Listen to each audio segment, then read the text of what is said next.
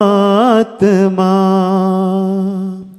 मैं एक बूंद तू सात समुंदर, तू पर्वत पर्वत मैं कंकर। मैं एक बूंद तू सात समुंदर, तू पर्वत पर्वत मैं कंकर। मैं निर्मल तू बलवान पर मैं तेरी पहचान, तू बिल्कुल मेरे साथ मैं हरदम तेरे साथ। मैं आत्मा तू परमात्मा, मैं आत्मा तू परमात्मा। हर एक सांस जो मैं लेता हूँ बस आवाज तुझे देता हूँ, बस आवाज तुझे देता। मैं तेरा सुर संगीत मैं गाऊं तेरे गीत, तू हरदम मेरे साथ मैं हर पल तेरे साथ। मैं आत्मा तू परमात्मा, मैं आत्मा तू परमात्मा।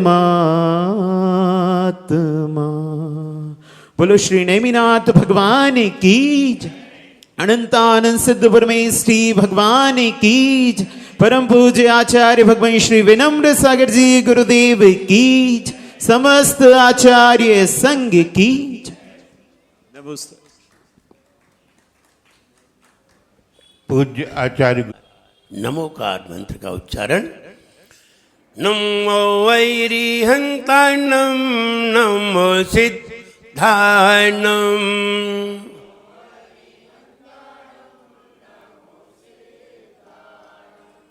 नमो वायर्याणं नमो उवच्छायणं,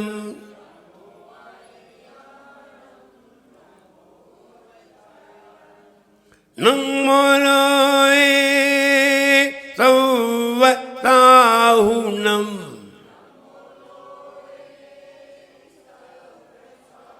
जोर एक जरा श्री नेमिनाथ भगवान की, एक जरा श्री महावीर भगवान की, परम पूज्याचार्य गुरुवर श्री विराट सागर जी गुरुदेव की, अहिंसामयी जैन धर्म की, आचार्य संघ की।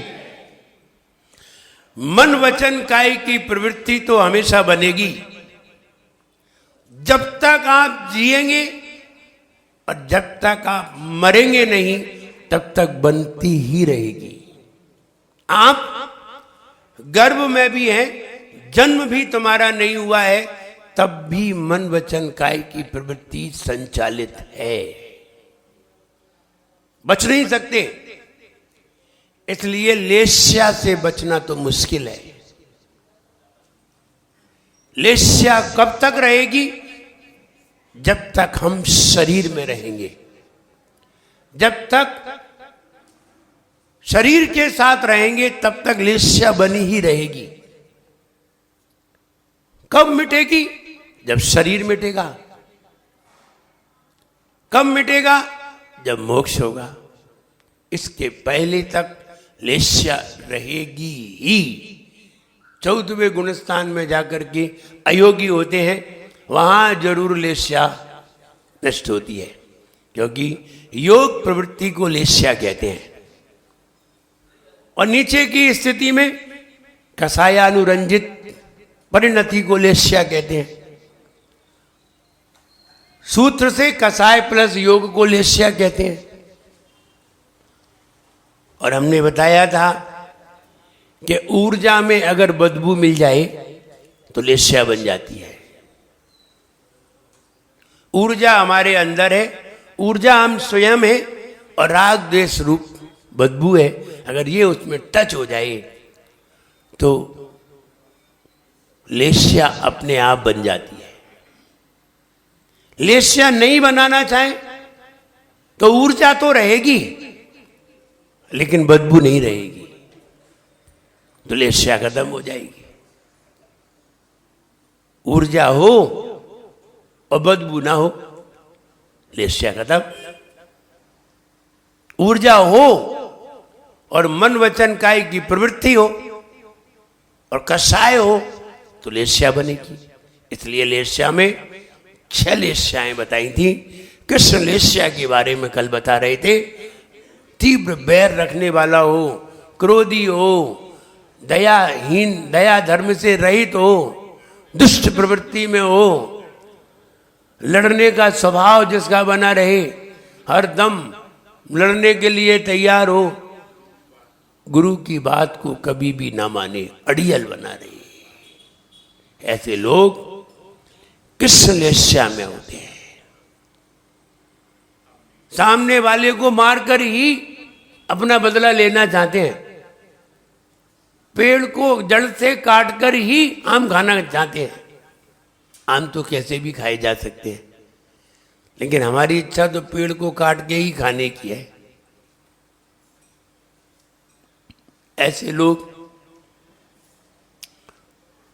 मुर्गी सोने के अंडे देती थी, मुर्गी को मार के ही अंडे निकालना चाहते हैं। एक एक लेते तो रोज मिलता, और आम खाते तो जिंदगी भर खाते रहते, लेकिन पेड़ काट के ही खाना है तो एक ही साल खा पाए, उसके बाद मिले ही नहीं। कृष्ण लेस्या है। आइए नील लेस्या के बारे में चर्चा करते हैं।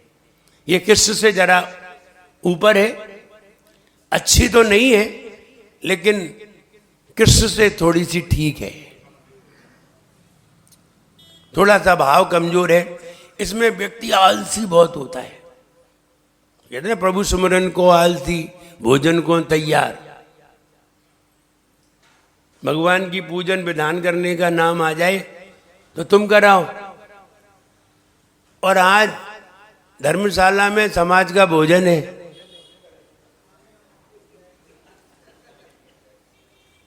प्रभु सुमिरन को आलसी, भोजन को तैयार। ऐसे नारी नरन को लाख बार धिक्कार। ये धिक्कारने योग्य है। एक जगह मैं चातुर्मास कर रहा था। वर्षा योग में अनंत चौदस आती है। अनंत चौदस को सामूहिक अभिषेक होता है। सामूहिक अभिषेक की व्यवस्था थी, भोजन की व्यवस्था दूसरी जगह थी। जैसे कि अभिषेक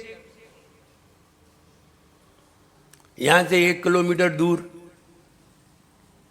और भोजन यहां इतनी दूरी थी। तो अभिषेक लगभग 5 बजे था, उसके बाद भोजन था। तो लोग 4:30 बजे भोजन के स्थान पे आके टाट पट्टी पे बैठे हुए थे। हमने कहा अभी अभिषेक तो हुआ ही नहीं है। तो कई लोगों से पूछा, हमने अभी अभिषेक तो हुआ ही नहीं है, ये लोग तो पहले से ही आके बैठ गए। तो फिर हमने कहा जी अभिषेक देखने थोड़ी आए हैं, नहीं अभिषेक से क्या लेना देना है, तुम देखो अभिषेक, जिन्हें देखना है वो आ जाए। और हम अभिषेक देखने आए ही नहीं है, हम तो अपनी जगह बैठे हैं, अभिषेक वाले अपनी जगह जाए। तो हम फिर अभिषेक कराने चले गए, वो वहीं बैठे रहे। तो कहने का मतलब ये है कि प्रभु भजन को आलसी, भोजन को तैयार। इसलिए आलसी व्यक्ति, आलस किसे कहते हैं ध्यान रहे। आप कहेंगे कि सोने को आलस कहते हैं, तो किसी अपेक्षा से सोने को भी आलस कह सकते हैं। लेकिन आलस की परिभाषा यह है कि धर्म के कार्य में उत्साह ना होना आलस है। अच्छे कार्य में उत्साह ना होना आलस है। पूजन हो रही है, अब आलस में बैठे हैं, मजबूरी में बैठे हैं। स्वाध्याय हो रहा है, बैठे हैं। घर में विधान हो रहा है, अब मजबूरी में बैठे हैं, मोबाइल खोले। आलस, ये आलस है। इसलिए यहाँ बिल्कुल उपयोग सहित होना चाहिए, वहाँ उपयोग रहित है। जहाँ उपयोग नहीं होना चाहिए वहाँ पूरा उपयोग रहता है। जहाँ से उपयोग हटाना चाहिए वहाँ पूरा उपयोग लगा के देखते हैं। और जहाँ नहीं लगाना चाहिए वहाँ लगाते हैं, और जहाँ लगाना चाहिए वहाँ से रिक्त हो जाते हैं। इसलिए आलसी होना ये नीललेस्या के लक्षण है। मूर्खतापूर्ण कार्य करना, मूर्खतापूर्ण ऐसे भी कार्य होते हैं। व्यक्ति एक मर गया तो मर गया अर्थी पे ले जा रहे थे, करीब 150-200 व्यक्ति साथ में थे। तो एक व्यक्ति रास्ते पे खड़ा था, बोला ये मर गया क्या?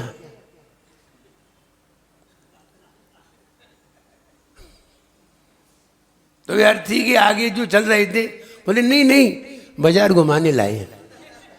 अब क्या कहे, मूर्खतापूर्ण बातें कर रहे। अब ऐसे पूछना चाहिए, तो ये मूर्खतापूर्ण बात है। कौन सी लेस्या होगी? नील लेस्या होगी। यहाँ क्या यही दिमाग नहीं लगा रहे कि हमें क्या सोचना चाहिए, क्या कहना चाहिए, क्या बोलना चाहिए? मूर्खतापूर्ण बातें करना। तो वैसा ही फिर जवाब मिल गया उसे, वे घुमाने लाए। तो मूर्खतापूर्ण कार्य करना, मूर्खतापूर्ण विचार करना, मूर्खता की बातें करना, अब ऐसी ही बातें करना। अब वो बहुत टेंशन में खड़ा था, वो व्यक्ति मरा हुआ जा रहा था, 4 व्यक्ति ले जा रहे थे। अब वो बड़ा टेंशन में, बोले भाई टेंशन में क्यों? बोले ये मर गया क्या? बोले हाँ मर गया। बोले मर जाता है तो 4 व्यक्ति को ले जाना पड़ता है। बोले और क्या, एक कैसे ले जाएगा? 4 को ले जाना पड़ता है। अब वो फिर टेंशन में। बोले आप काहे को टेंशन में हो? बोले हम जो सोच रहे हैं कि लास्ट पे जो मरेगा तो वो कैसे, कौन उठाएगा उसे? अब यही टेंशन ले बैठे। मूर्खतापूर्ण बातें, दिमाग तो ही नहीं कि लास्ट पे जो मरेगा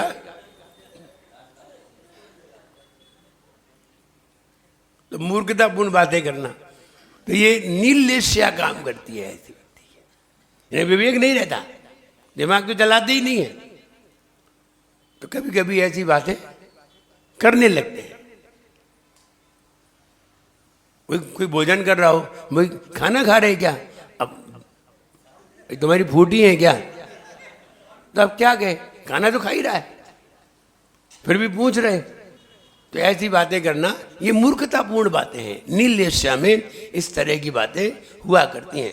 कार्य करने में अरुचि, कोई काम करने को कहो तो अरुचि दिखाता है। और विषयों की अभिलाषा, विषयों में देख लो तुम, खाने में, रखने में, पहनने में, सोने में, तैयार निरंतर वही विचार करते रहते हैं कि कल सवेरे क्या खाना है, कल कौन से कपड़े पहनना है, कैसे विचार करना है, कहाँ जाना है, आदि आदि विषयों की अभिलाषा बहुत रहती है। ऐसे लोग नीललेस्या में रहा करते हैं। आता है अभिमानी, तृष्णा, बहुत इच्छाएं करना। इच्छाएं तो इतनी है, आज इच्छाओं का विवेचन चल रहा था स्वाध्याय में, बड़ा अच्छा विवेचन चल रहा था। हम महाराज जो समझा रहे थे उसमें लिखा था कि हे मुनि, तूने पूरे समुद्र का पानी कई जन्मों में इतना पानी पिया है कि पूरा समुद्र भी कम पड़ जाए। अब हम विचार कर रहे थे कि पूरा समुद्र का पानी कैसे पिया होगा, ये तो संभव नहीं है। स्वयंभू रमण समुद्र में इतना पानी है कि आधा मध्यलोक उसमें डूब जाए, इतना पानी है। सुमेरु पर्वत तो हाल डूब जाए उसमें, इतना पानी है। वो कह रहे हैं हे जीव, तूने इतना पानी पिया है कि समुद्र का पानी भी कम पड़ जाए। मुझे बात जमी नहीं, लेकिन शास्त्र में लिखी थी तो सिद्ध करना पड़ी। इसमें यह कहा जा रहा है पानी पीने की बात नहीं है, भाव पावड़ है। तो इसमें भाव की अभिव्यक्ति की जा रही है। जब हमें प्यास लगती है और जब हमें पानी नहीं मिलता है और हम 2-3 दिन के प्यासे हों, तो ये लगता है कि हम सारा पानी पी जाएं। जो सारा पानी पी जाए, जो ऐसा जो भाव बनता है वो भाव बताया है वहां। और ऐसा ही लगता है जब आप 2-3 दिन उपवास करके देखो और फिर पानी पीने की इच्छा हो, फिर ये लगता है सारा पानी पी जाए, लेकिन क्या करें, पिबता है नहीं। एक बार मैंने 3 उपवास किए रत्नत्रय के, 3 उपवास किए। यद्यपि हम 2-3 बार तो कर चुके हैं, लेकिन 3 उपवास किए। 3 उपवास के बाद चौथे दिन जब आहार करने का नंबर आया, और जाने कितने मन में विचार आए, ये खाएंगे, इतना खाएंगे, और गए तो एक पराठा नहीं खा। यानी बेकार में ऐसे भाव कर रहे थे। आहार के पहले के विचार बता रहा हूं। कौन बताता है ऐसे विचार? करते तो सब हैं, नहीं बताते कौन है? तो ऐसा विचार कर रहे थे, ये खाएंगे, इतना खाएंगे, ऐसा खाएंगे। जब पहुंचे ना तो समझ में आई कि 3 दिन बाद कैसे आहार होते हैं। तो मन में यह है कि इतना खाएंगे, इतना खाएंगे। तो जो खाने के जो विचार आए ना, वहां नरकों में 3 लोगों का नाज जो खाए।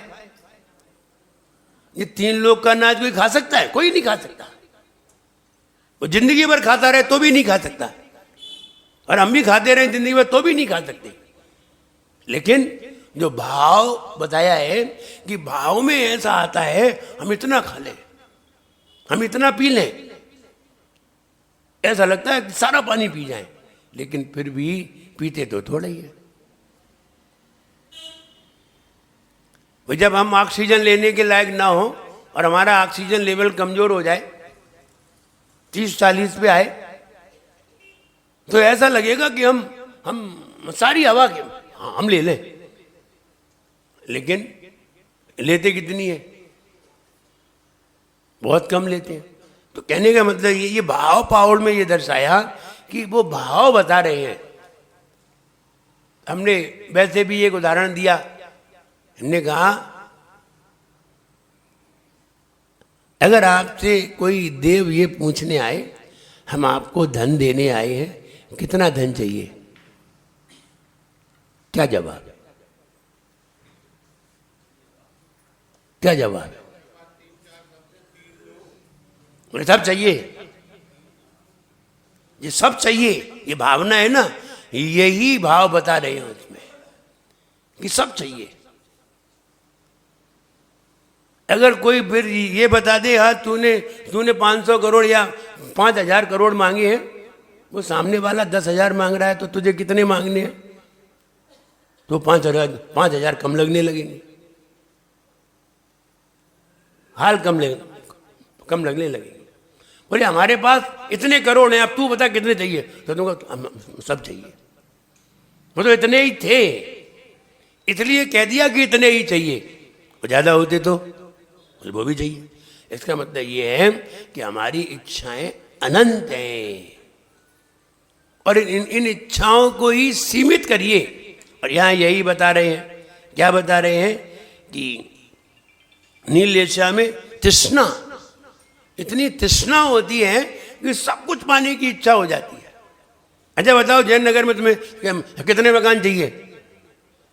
हाँ पूरा चाहिए हमें, चाहे भले ही रहे नहीं चाहिए पूरे। गिफ्ट में मिल रहे हैं, कौन तुम्हें जो खरीदने, अब गिफ्ट में मिल रहे हैं तो ये कौन लेता है? एक तो कोई लेते ही नहीं।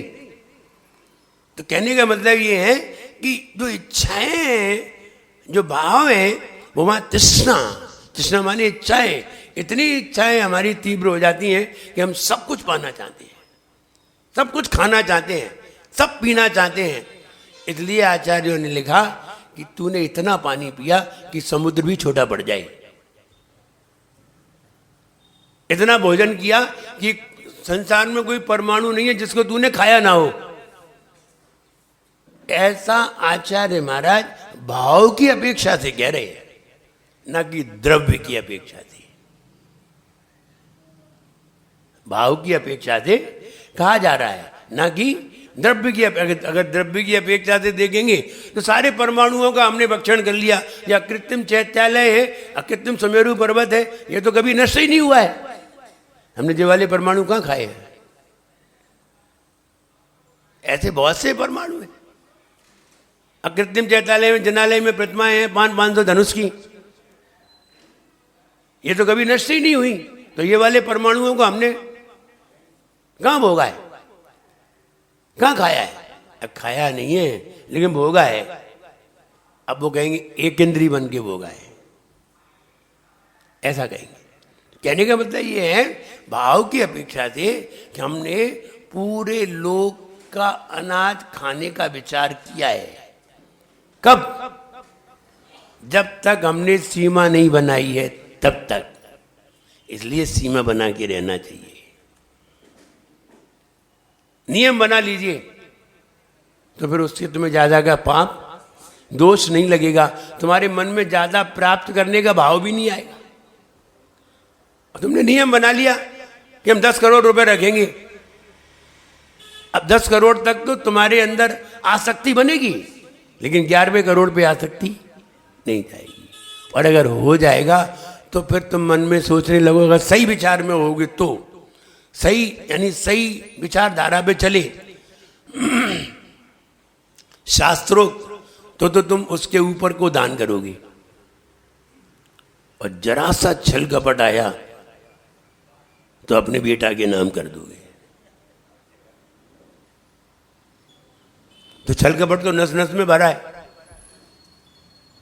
तो तैयारी धरा है। हम नियम बना ले तो क्या होता है, हम जो है दूसरी तरफ चले जाएंगे। हमने पैसे की बात की थी, जमीन की बात थोड़ी की थी। हमने जमीन खरीद ली। हमने मकान की बात थोड़ी की थी, हमने फ्लैट खरीद लिया, पैसे ज्यादा हो गए। तो मायाचारी तो नस नस में तोड़ तो हाल निकाल लेंगे। त्याग करने का भाव नहीं आया, और त्याग करने का भाव आना चाहिए। इसलिए हम ये कहें कि ये तृष्णा इतनी खतरनाक है, ये तृष्णा के आगे व्यक्ति सर झुका देता है और फिर इसी तृष्णा में जन्मता है, जीता है और अंत में मर जाता है। तृष्णा साथ में चली जाती है, फिर वहाँ नई तृष्णा तैयार हो जाती है। इसलिए इसको कम करने का उद्देश्य नियम में रहना है। जैसे जैसे आप नियम में रहते जाएंगे वैसे वैसे तृष्णा अपने आप ही कम होती जाएगी। आपने नियम बना लिया, हम 5 हरी से ज्यादा नहीं लेंगे। अब 5 हरी तक तो विकल्प रहेगा, इसके आगे तृष्णा खत्म हो जाएगी। हटाओ भैया, ये नहीं लेना है। आपने नियम ले लिया, हम 2 बार भोजन करेंगे, हम 2 बार मुंह खोलेंगे, और आपने सवेरे भोजन कर लिया और आप मित्र के यहाँ गए, वहां जाकर के फिर थोड़ा नाश्ता कर लिया, 2 बार मुंह खुल गया। अब शाम का भोजन रह गया 2 बार हो गया।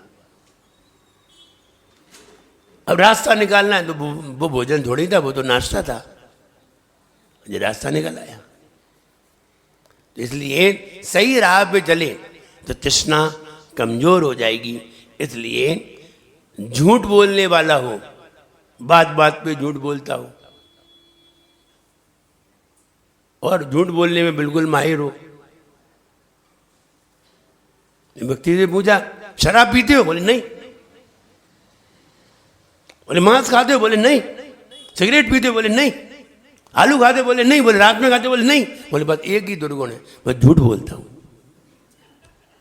बाकी कुछ नहीं खाता हूं। अब एक ही दुर्गुण है बस, बाकी तुम पूछ ले, हम कुछ भी नहीं खाते। तो बात बात पे झूठ बोलना, कौन सी लेस्या बनेगी? नील लेस्या बनेगी। नील लेस्या कहाँ ले जा सकती है?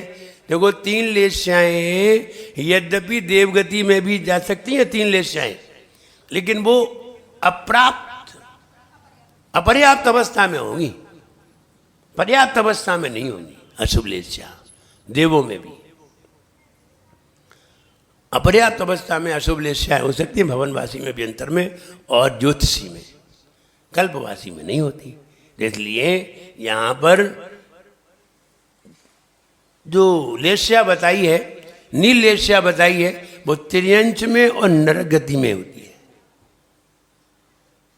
चौथे पांचवें नरक में, तीसरे चौथे पांचवें नरक में, और त्रियंचों में और मनुष्यों में भी ये लेस्याएं प्रचुरता से पाई जाती है। मनुष्य बस समझता है, मनुष्य है जो 6 लेस्याएं बना सकता है, देव नहीं बना सकते। मनुष्य पर्याप्त अवस्था में 6 लेस्याएं हो सकती हैं, त्रियंच के भी हो सकती हैं 6 लेस्याएं, लेकिन ना नरक में हो सकती हैं और ना स्वर्ग में हो सकती हैं। पर्याप्त अवस्था में ना नरक में होंगी ना स्वर्ग में होंगी, सिर्फ मनुष्य को 6 लेस्याएं बन सकती हैं। हम चाहें तो कृष्ण लेस्या में भी हो सकते हैं और हम चाहें तो शुक्ल लेस्या में भी हो सकते हैं। या श्रावक भी शुक्ल लेस्या में हो सकता है, हाँ श्रावक भी हो सकता है, व्रती भी हो सकता है, अव्रती भी हो सकता है, मिथ्या दृष्टि भी हो सकता है, सम्यक दृष्टि भी हो सकता है 6 लेस्याओं में। इसलिए लेस्याएं बनेंगी, हर जीव की बनेंगी, और अगर हमारी कृष्ण नील कापोत लेस्या बनती है तो हम जानवरों से कम नहीं हैं कि जानवरों के भी ये लेस्याएं होती हैं। मक्खी मच्छर आदि के 3 लेस्याएं होती है, कृष्ण नील कापोत, पीत पद्म नहीं होती। ये तो धर्म करने पर ही होगी, धर्म करने पर ही होगी। ऐसा नहीं है हम पूजा करेंगे तो हमारी पीत लेस्या बन जाएगी, नहीं नहीं, ये जरूरी नहीं है। पूजा करे वो पीत लेस्या बने ये जरूरी नहीं है। पीत लेस्या के लक्षण हैं अलग अलग। पीत लेस्या बन गई, पीत लेस्या तुम बनाए रहे तो निश्चित है आप नरक और त्रियंच गति दोनों से बच जाएंगे। महाराज लोग, मुनि महाराज लोग अंतिम समय में पीत लेस्या बनाने का प्रयास करते हैं, पद्म लेस्या बनाने का प्रयास करते हैं। बन जाए तो ठीक, समाधि मरण करते हैं, समता धारण करते हैं और सब कुछ त्याग करते हैं जिससे कि मन में कोई कषाय न हो। कषाय कब होती है? जब हम त्याग नहीं करते। जब हम त्याग नहीं करते तब कषाय उठती है। त्यागी को कषाय नहीं होगी।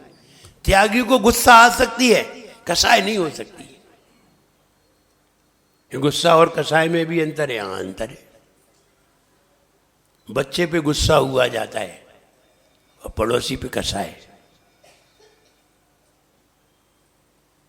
बच्चे पे गुस्सा हुआ जाता है, कषाय नहीं होती। बच्चे से बदला लेने की भावना नहीं होती। गुस्सा होती है संभालने के लिए, उसे और अच्छा बनाने के लिए, और पड़ोसी से बदला लेने की भावना होती है।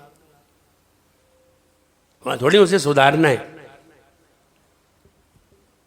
इसलिए जैसे डॉक्टर भी चाकू लगाता है शरीर में, चीरता है, लेकिन कषाय नहीं होती। कषाय नहीं है, वो उसका उपचार है, वो उपचार कर रहा है। ऐसे ही नील लेस्या में झूठ बोलने वाला होता है और अति गृद्धता। गृद्ध माने खाने में कोई चीज बढ़िया मिल गई तो लग गए उसी में ही, फिर दूसरी चीज देखना ही नहीं है, उसी में ही लग जाए। तो खाने में गृद्धता होना, वस्तु में गृद्धता होना। गृद्धता का मतलब है कि उसके लिए सामने वाले से भी लड़ जाना, सामने वाले को भी कुछ नहीं समझना, उसे कहते गृद्धता। जैसे भोजन, कोई अच्छी चीज आ गई तो भाई से भी लड़ जाए, नहीं खाने नहीं दे, हमें खाना है। मकान में गृद्धता, तो भाई भाई में लड़ाई हो जाए मकान के ऊपर। पैसे में गृद्धता, धन के ऊपर लड़ाई हो जाए। तो गृद्धता माने उसमें तीव्र आसक्ति होना, और उसके लिए वो कुछ भी कर सकता है। धन के लिए भाई से भी लड़ सकता है, भाई को भी मार सकता है, माता पिता को भी मार सकता है, किसी को भी मार सकता है। धन में बहुत गिरद्धता है, और अगर गिरद्धता नहीं होगी तो लड़ेगा नहीं, मारेगा नहीं। ये लो, तुम ले लो। गिरद्धता का अभाव है, इसलिए गिरद्धता होना यह भी नीलेश्या के लक्षण है। और भी है अभिमानी होना। अभिमानी, सामने वाले को नीचा समझना, अपने आप को सुपर अच्छा समझना। एक तीव्र अभिमान होना और एक अभिमानी होना। ऐसे बहुत सारे लोग मिलेंगे। कई लोग तो महाराज के सामने भी अभिमान दिखा देते हैं, झुकते नहीं महाराज के सामने।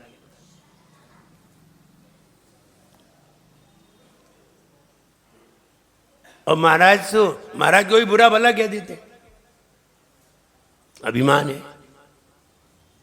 अहंकार है। जितने बड़े व्यक्ति से अहंकार किया जाएगा उतना ही नीचे का रास्ता दिख जाएगा। बड़े व्यक्ति से चेलना और राजा सैनिक में तो लड़ाई हुई, बोले तुम्हारे महाराज खराब, बोले तुम्हारे महाराज खराब। मैं तुम्हारे महाराज ऐसे ही, बोले तुम्हारे महाराज ऐसे ही। तो बात में जब उसने कहा कि हमारे महाराज त्रिगुप्तीधारी होते हैं, ज्ञानी होते हैं,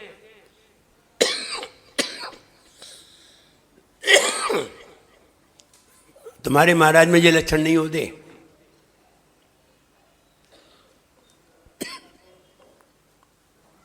तो रानी चेलना ने कहा कि तुम्हारे महाराज तो कुछ भी खा सकते हैं, लेकिन हमारे महाराज शुद्ध भोजन करते हैं। तो आपस की तो लड़ाई पति पत्नी की, और महाराज पे निकाली जाके। तो उसने तो परीक्षा लेने के लिए जाने क्या खिला दिया रानी चेलना ने।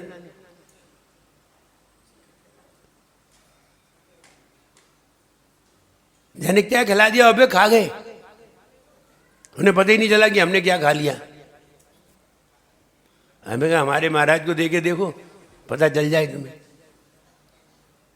तो महाराज जो पड़ गया, उसने कहा 3 गुप्तीधारी महाराज हो तो आइए। तो कहने का मतलब ये है कि रानी चेलना से तो लड़ाई हुई और सांप डाला है महाराज के ऊपर। महाराज ने क्या बिगाड़ा था? जितने ऊंचे व्यक्ति के प्रति अहंकार दिखाओगे उतना ही नीचा रास्ता दिखाई देगा।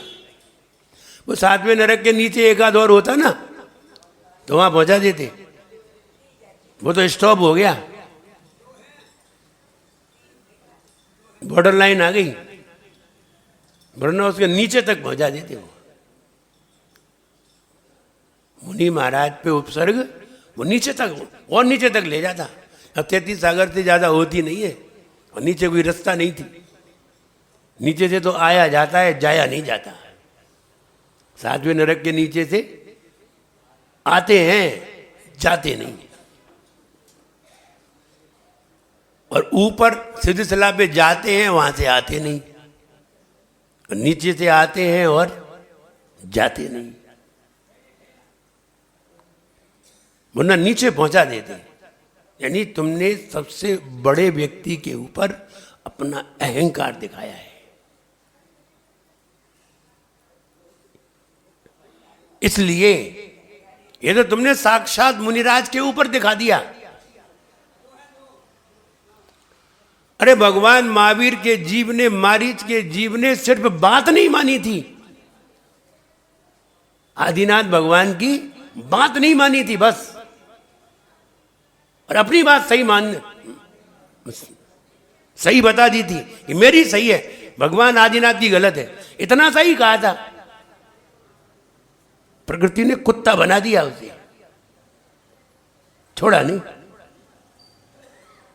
अब बताओ इससे नीचे और क्या होंगे? कहां तीर्थंकर और कहां तक ले गए। वेश्या बना दिया उसे। एक अपराध में सिर्फ भगवान की बात को तुमने गलत कह दिया। मेरी बात सही है भैया, ऐसा कहने से भी डरो। जैसे लोग कह देते ना पंचम काल में भावलिंगी मुनि नहीं होते। भैया वो तो तीर्थंकर का जीव था तो कुत्ता तक सीमित था, तुम तो कुत्ता भी नहीं रहोगे, वहां से भी नीचे पहुंचोगे। विचार करिए, हम क्यों गलत कहें? हमें क्या अधिकार है? नहीं कहना चाहिए गलत। जो कहते हैं ना बचेंगे नहीं, वो बचेंगे नहीं। इसलिए गलत कभी कहना नहीं। तीर्थंकर ने जैसा कहा है, आचार्य महाराज ने जैसा कहा है, उसे स्वीकार करो। उसका खंडन करने के लिए तुम नहीं हुए हो, उसको मानने के लिए हुए हो, स्वीकार करने के लिए। बड़ों की बात खंडन करने के लिए नहीं होती, बड़ों की बात पालने के लिए, मानने के लिए होती है।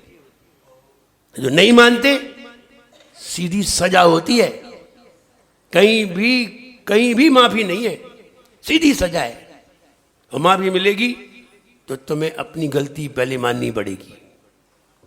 राजा सेणक ने भी अपनी गलती मानी, तब माफी मिली, और वही मानी जहां अपराध किया था। ये नहीं कि दूसरे महाराज के पास मान लेते, उन्हें तो मालूम ही नहीं थी।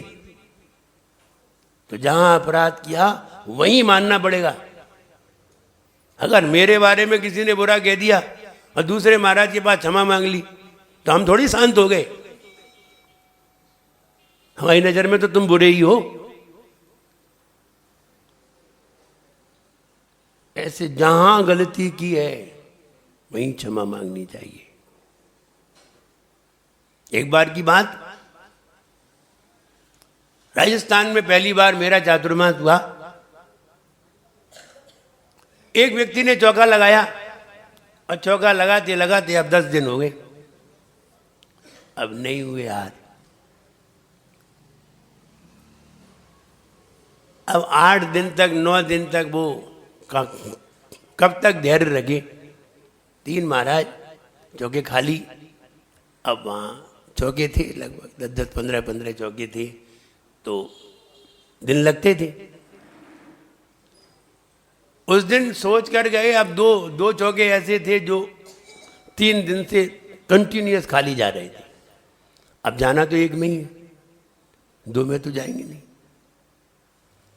अब सोचा एक में आज चले जाएं, एक में कल चले जाएंगे। तो एक चौके में जब गए तो उसके बाद चलो इसी के यहाँ भड़क जाते हैं, तो चले गए। तो अब साहब ये उसने इस बात की खोज की कि महाराज किस पे पड़ गए ये बताओ। हमने कहा किस पे बताएं कि किस पे पड़ गए। वो लोगों से पूछे तो लोगों ने कहा कि महाराज केले पे पड़ गए, केले पे पड़ गए महाराज। वो केला लिए था, केले का गुच्छा लिए था, उस पे पड़ गए। मालूम है उसने क्या कहा? उसने कहा महाराज 20 पंथी है। क्या कहा? महाराज 20 पंथी हैं, हरे फल पे भड़कते हैं।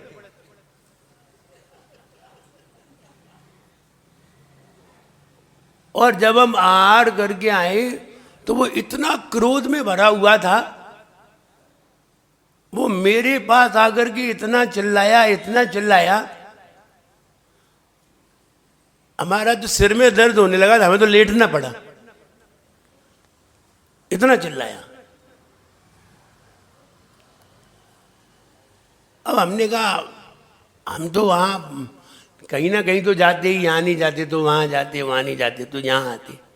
आज नहीं तो, अपने मन में सोचा आज नहीं तो कल हो जाएंगे। कल उसने चौका बंद कर दिया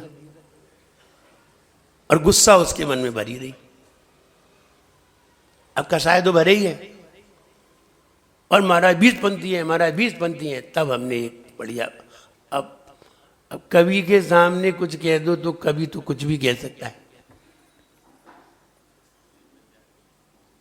तब फिर वो कविता बनी थी, जहां पर पक्ष होता है वहीं पर पंथ होता है, उठा जो पंथ से ऊपर वही निर्ग्रंथ होता है। तब ये कविता लिखी, ऐसे नहीं बनी कविता। फिर हमने एक किताब लिख रहे थे, व्हाट इज ट्रुथ, सच क्या है। अब तो वो कविता, वो किताब इंग्लिश में भी है, हिंदी में भी है, सच क्या है। तब हमने उस पर व्यंग लिखा।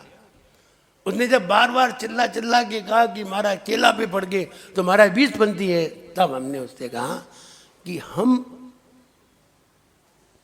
जब भगवान को केला चढ़ाते हैं तो कौन से पंथी होते हैं, बोलो। जब हम भगवान के चरणों में केला चढ़ाते हैं तो कौन से पंथी हो जाते हैं, 20पंथी हो जाते हैं। व्यंग लिखा, जब हम भगवान को केला चढ़ाते हैं तो 20पंथी हो जाते हैं, और खुद चढ़ा जाते हैं तो 13पंथी होते हैं। क्या मूर्खता की बातें, इससे बड़े मूर्ख और कहां मिलेंगे कि दोस्त कहां है, यहां है कि यहां है। अब व्यंग लिखने वाले तो लिखते हैं। बताइए, भगवान है, भगवान चाहे नेमिनाथ है चाहे पासनाथ है, कोई से भी भगवान है। अभियाल कोई व्यक्ति कर्नाटक से आए, राजस्थान से आए और कहीं हरे फल चढ़ा दे मंदिर में, तो बताओ भगवान कौन से पंथी हैं, बताओ भगवान कौन से पंथी हैं, 13पंथी हैं कि 20पंथी हैं। और आज के लोग अगर कोई महाराज के सामने हरे फल जाए तो महाराज 20पंथी है। ये महाराज 20पंथी क्यों है, भगवान भी तो 20पंथी होंगे, बताओ। आप शिखर जी जाओ, आप गोमटेश जाओ, गोमटेश के सामने बाहुबली के चरणों में फल फूल चढ़े मिले तो गोमटेश भगवान कौन से पंथी हैं,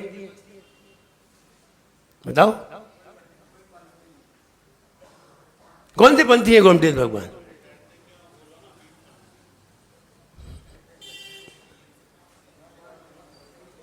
तब ये बात समझ में आई। तो कहने का मतलब ये, कुछ लोग ऐसे अड़ियल अभिमानी होते हैं। हम अभिमान की बात कर रहे हैं, अभिमानी होते हैं, ये अपनी बात नहीं है, वे तो 20पंथी हैं, अरे क्या लेना देना है महाराज। ऐसे ही वो बहुत अड़ियल बना रहा। हुआ ये, हम तो वहां से बिहार करके चले गए, बिहार करके चले गए। थोड़ा सा मन भी खराब हो गया कि हमसे ऐसा कह रहा है, तो बिहार करके चले गए। वो व्यक्ति बाद में कितना दुखी हुआ, इस बात को वहां की समाज जानती है। कितना दुखी हुआ, बिल्कुल एकदम बर्बाद हो गया। 2005 में, 1 साल बाद मेरा चातुर्मास दूसरी जगह हो रहा था, भीलवाड़ा में। वहां पहुंचा, शर्म के मारे हाथ जोड़े रो रहा था। हमने कहा ठीक रहा कि तुम मेरे ही पास आए, और कहीं जाते ना तो ये दुख नहीं मिटता। तो जहां तुमने जिन मुनिराज के पास कुछ कहा है, उन्हीं मुनिराज के पास जाकर के क्षमा मांगोगे तो तुम्हारा कष्ट दूर होगा, वरना कष्ट दूर नहीं होगा। इसलिए कहने के पहले 1000 बार सोच लेना चाहिए। जितने बड़े व्यक्ति के प्रति आपने जरा सा भी अनादर किया, उतनी ही नीची अवस्था मिलेगी। इसलिए अभिमानी नीलेश्या का प्रतीक है, नीलेश्या का प्रतीक है। महाराज तो माफ करते ही हैं, महाराज माफ नहीं करे, ऐसा हो सकता है? तो इसलिए हम ये कहना चाहते हैं कि कभी भी बड़े, अब एक बार बात आई थी कि बड़े व्यक्ति कुछ कह रहे हैं और छोटे व्यक्ति कुछ कह रहे हैं, तो किसकी मानी जाए? बड़े की मानी जाए, और बड़े की ही मानी जाएगी, क्योंकि वो ऊंचा है, उसी की बात रखी जाएगी। आप उस समय बिल्कुल शांत हो जाइए। आप कहते हैं ना चाचू बस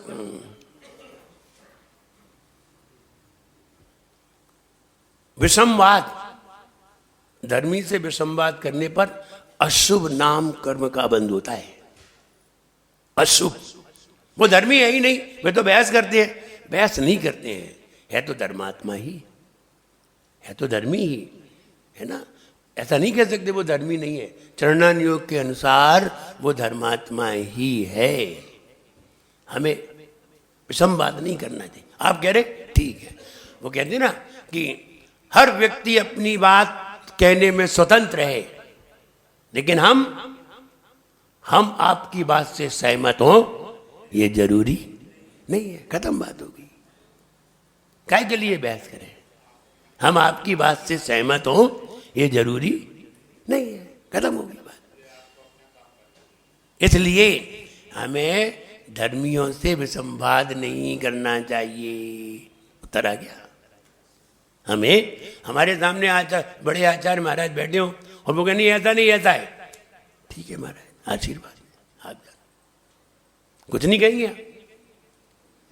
ना कुछ कहेंगे। जब हम शिखर जी में थे तो आचार्य संभव सागर महाराज वहां हैं, जो सबसे बुजुर्ग हैं, वर्तमान में सबसे बड़े आचार्यों में है।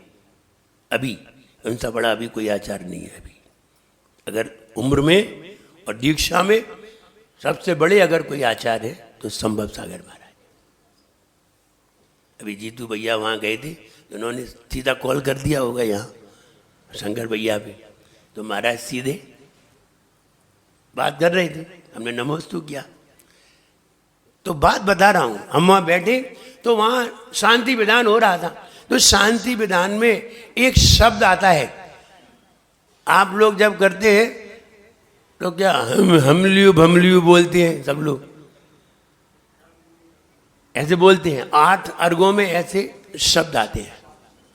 तो हमने कहा महाराज ये शब्द बोलने वाले नहीं है, इनको बोला नहीं जाता।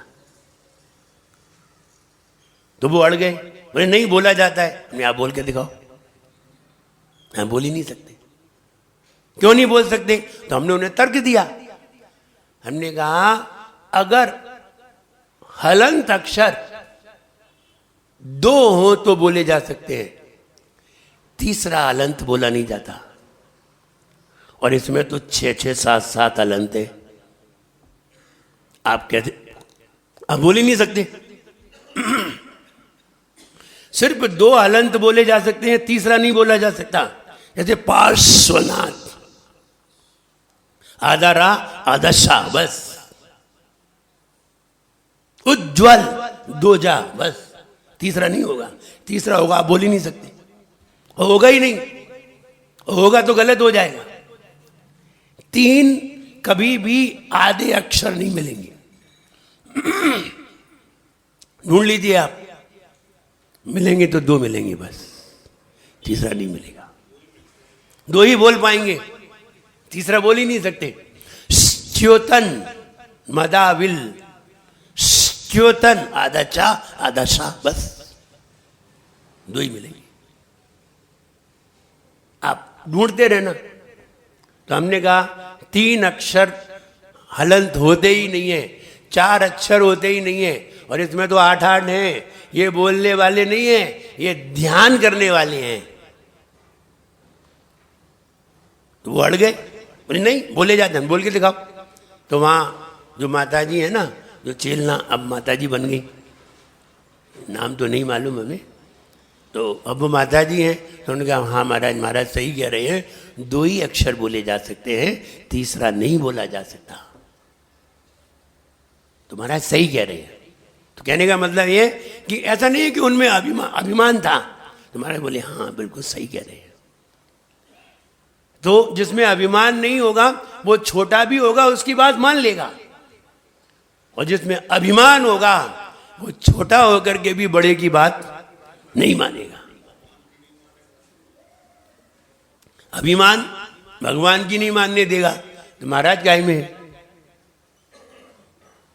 मारीच ने अपने भगवान की नहीं मानी और कोई गुरु की नहीं माने तो ये नील लेस्या वाला होता है। तो हम ये कहें नील लेस्या के लक्षण है कि आलस होना, आलसपूर्ण होना, मूर्खतापूर्ण बातें करना, कार्य में अरुचि होना, विषयों की अभिलाषा होना और अतिगृद्ध होना, अभिमानी, तृष्णा, झूठ बोलने वाला होना, ये नील लेस्या लक्षण है।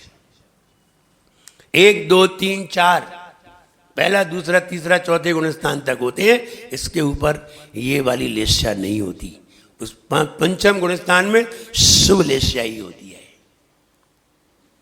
एक आचार्य महाराज कहते हैं शुभ लेस्या ही होती है, एक आचार्य महाराज कहते हैं शुभ भी होती है और अशुभ भी होती है, दोनों कहते हैं।